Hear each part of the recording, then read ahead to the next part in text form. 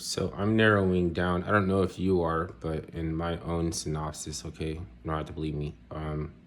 Narrowing down the culprits of whoever it is that is Trump and Kamala are both talking to like that.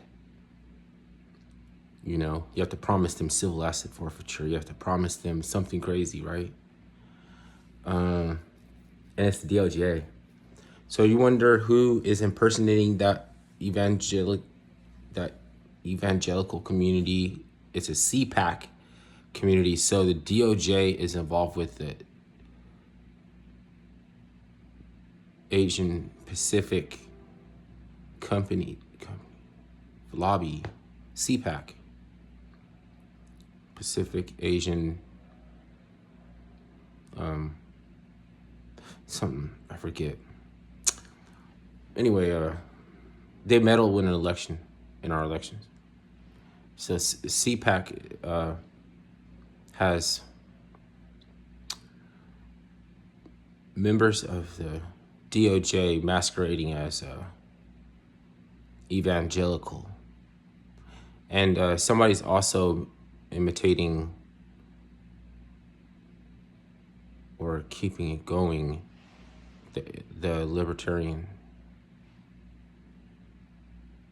Because the thing about it, libertarian is that it's not really a thing. It's like it's a detour from where you already are.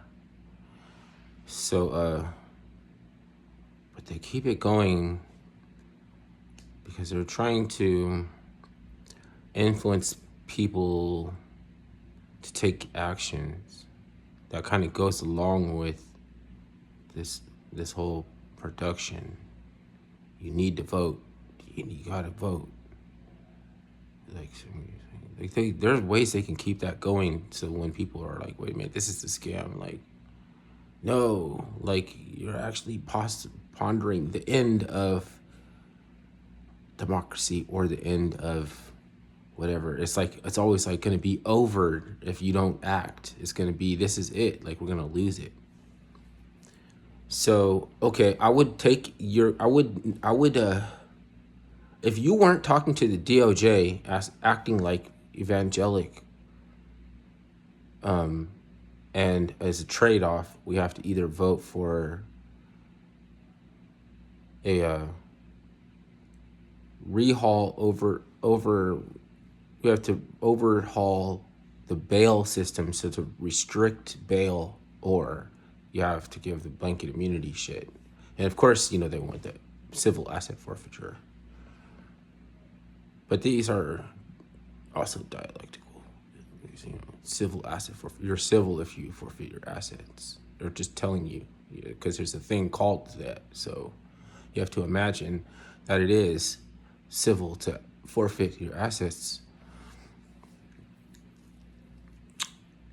Thing is, if you don't do anything, they have to rip it off of you, right? So make them steal it. That's the thing. Make them steal it. Don't do anything to help them. And you don't have to worry so much about the legislation because it's not going to be a problem when you move smart. Like we're smart anyway.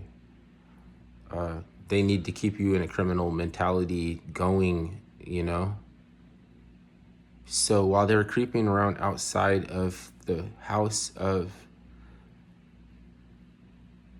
Sonia Massey, I think that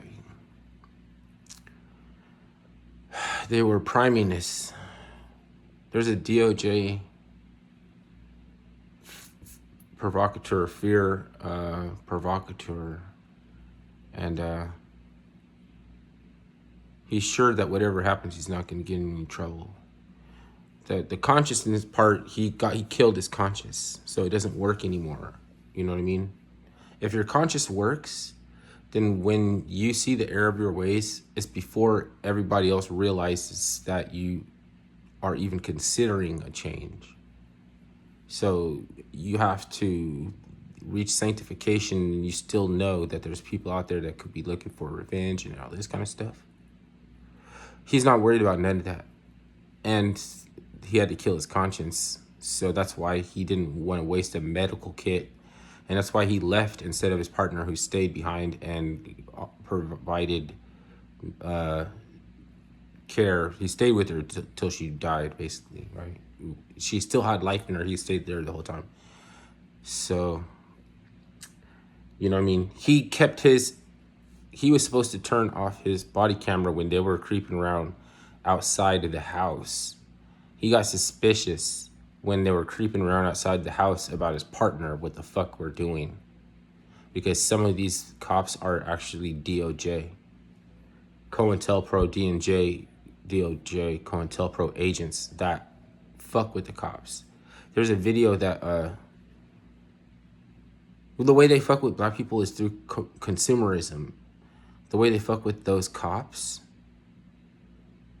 is by messing with their indoctrination, like trying to subvert it, covertly, retroactively subverting it, right? And then it's okay because you just like turn off your body camera. Like there's a video of a DOJ agent approaching an officer with his own fucking cell phone number that he got through mysterious means that he didn't know. So he was suspicious, and when he asked him to turn off his body camera, the cop arrested him, held him in the back seat, was questioning them, then got the word from the police department to let him go because he was a real DOJ agent.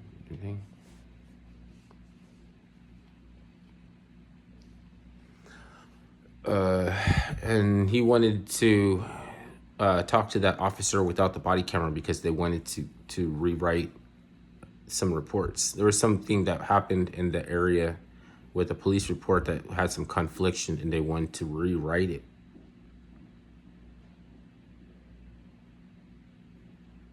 So he used subterfuge methods against the police department. It's COINTELPRO. It's funny to be talking about the police like a COINTELPRO, like white people can get targeted through the COINTELPRO because the DOJ is too powerful.